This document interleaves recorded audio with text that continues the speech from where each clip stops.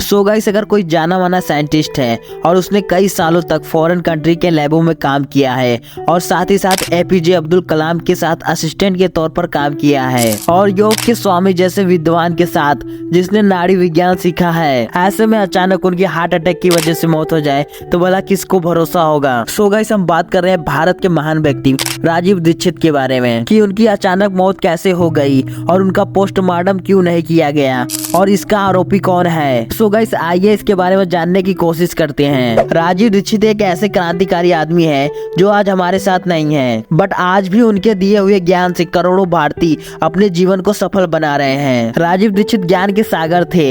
इनकी गिनती भारत देश के महान लोगों की श्रेणी में की जाती है। राजीव दीक्षित भारत स्वाभिमान आंदोलन के राष्ट्रीय सचिव थे। बाबा रामदेव भारत स्वाभिमान आंदोलन को राजनीतिक दल में बदलना चाहते थे। भारत स्वाभिमान आंदोलन टेक्निकल तौर पर एक ट्रस्ट है। इस ट्रस्ट में राजीव दीक्षित के जुड़ते ही इस ट्रस्ट का और भी महत्व बढ़ गया।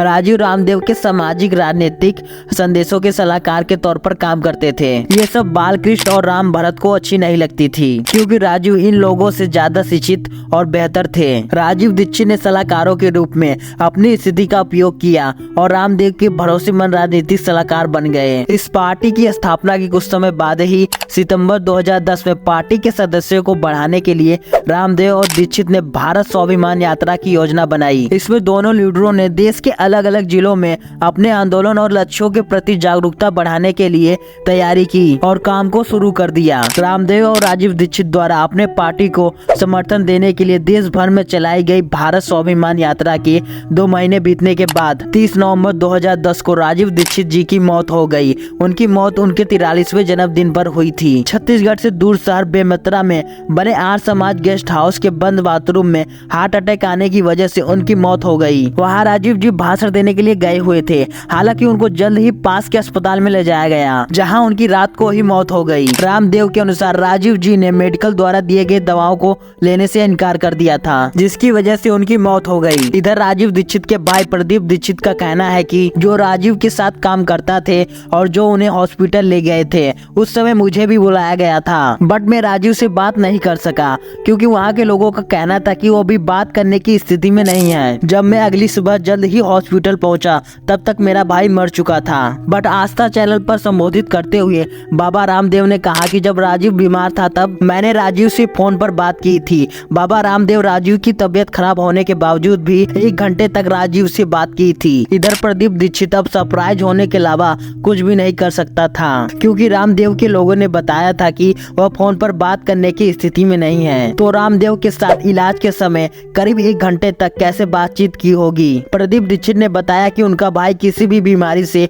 पीड़ित नहीं था और उन्हें शुगर, ब्लड प्रेशर या हार्ट अटैक की कोई समस्या नहीं थी। राजीव की मौत के बाद रामदेव ने उनके परिवार से फोन पर बात की और उनसे रिक्वेस्ट किया कि राजीव को सम्मानित करने के लिए उनका अंतिम संस्कार गंगा के तट पर करना चाहते हैं। परेशान परिवार ने रामदेव को इजाजत दे दी, इसलिए राजीव जी के डेड बॉडी को वापस वर्धा ले जाने के बजाय चार्टर्ड प्लेन से हरिद्वार पहुंचा दिया गया। मदन दुबे जो राजीव दीक्षित के सहयोगी थे, उनका कहना था कि राजीव के डेड बॉडी को देखने पर कुछ अलग ही तरह का लग रहा था। राजीव जी का चेहरा कुछ बदला बदला सा लग रहा था। एक अजब बैगनी और नीला रंग चेहरे पर था और त्वचा भी कुछ उधड़ी सी लग रही थी। उनके नाक के पास नीले या काले रंग का खून लगा हुआ था। राजीव की अचानक मौत और शरीर के अजीब रंग को देखकर लोगों में अफरा तफरी मच गई। जैसे जैसे लोग बढ़ते गए राजीव की अचानक मौत पर सवाल उठने लगे। जल्द ही लोगों ने पोस्टमार्टम की जरूरत पर चर्चा शुरू कर दी। आखिरकार दुबे ने अंतिम संस्कार से पहले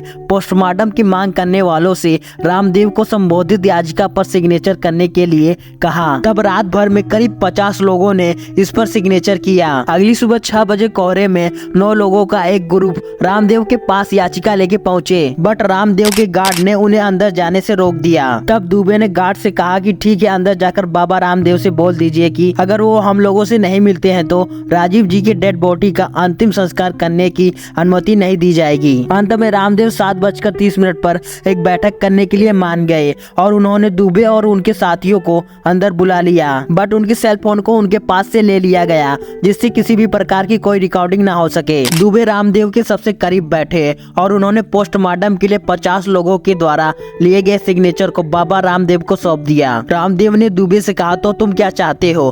दुबे ने जवाब दिया, हम सभी आजादी बचाओ आंदोलन के संरक्षक हैं और हम पोस्टमार्टम राजीव जी का करवाना चाहते हैं। तभी रामदेव कहते हैं कि ये मौत तो प्राकृतिक है, इसके लिए पोस्टमार्टम की क्या जरूरत है? दुबे कहते हैं कि हमें राजीव जी की मौत पर शक है, इसे क्लियर हो जाने दीजिए। दुबे उनकी सच्चाई सबके सामने लाना चाहता था। दुबे ने कहा, आपके कुछ लोगों का राजीव जी के साथ झगड़ा हुआ था, आपके लोग उनसे भेदभाव करते थे। मुझे पता है कि वो परेशान थे कि राजीव दीक्षित जैसा कोई बाहरी आकर भारत स्वाभिमान आंदोलन का राष्ट्रीय सचिव बन जाए और उन्हें इस बात की जलन थी कि हजारों लोग राजीव जी से मिलने आते हैं। इसके बाद करीब 1 घंटे तक बात चली। आखिरकार रामदेव ने कहा, ठीक है, हम सब हाल में चलते हैं जहां राजीव जी की डेड बॉडी रखी हुई है और वहां चलकर लोगों से और उनके परिवार वालों से बात करते हैं। बट रामदेव अपनी कार में अपने लोगों के साथ बैठे और चले गए। इधर दुबे और उनके पार्टी के लोग हाल तक पैदल चलकर गए। दुबे के पहुंचने से पहले ही रामदेव हाल में पहुंच गए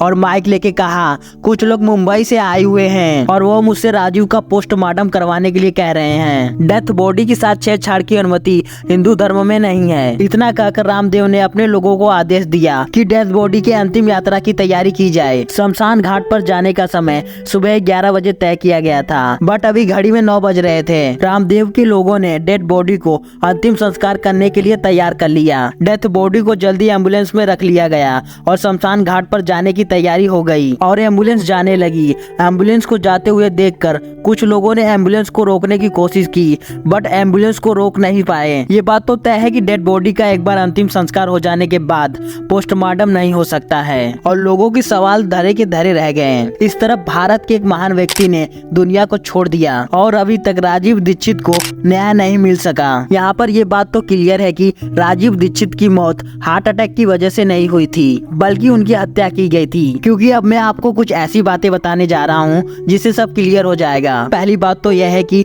उनके डेड बॉडी का पोस्टमार्टम क्यों नहीं किया गया और जब उनके शरीर को हॉस्पिटल से बाहर लाया गया तो उनके चेहरे का रंग नीला दिखाई दे रहा था, जबकि हार्ट अटैक की वजह से किसी की डेथ होने से बॉडी का रंग चेंज नहीं होता है। और जब राजीव के लैपटॉप और उनके फोन को उनके परिवार को दिया गया था तो उनके डिवाइस के सभी डेटा को डिलीट कर दिया गया था, जो कि एक साथ सभी डेटा का डिलीट हो जाना पॉसिबल नहीं हो सकता है। और इसके अलावा एक बड़ी ये भी वजह हो सकती है कि राजीव दीक्षित विदेशी प्रोडक्ट के कट्टर विरोधी थे। इनकी वजह से कोको कोला और पेप्सी जैसी बड़ी कंपनियों का लॉस बहुत ज्यादा होने लगा था, जिसकी वजह से यह भी हो सकता है कि इन कंपनियों ने ही राजीव जी की हत्या करवाई हो। सो गाइस, आपकी क्या राय है राजीव जी की मौत के बारे में, कि इनकी मौत हार्ट अटैक की वजह से हुई थी या इनकी हत्या की गई थी? वीडियो अच्छी लगी हो तो वीडियो को लाइक करिए। ऐसे ही नॉलेजेबल कंटेंट के लिए चैनल को सब्सक्राइब करिए। आई होप कि ये वीडियो आपको पसंद आई होगी। Thanks for watching.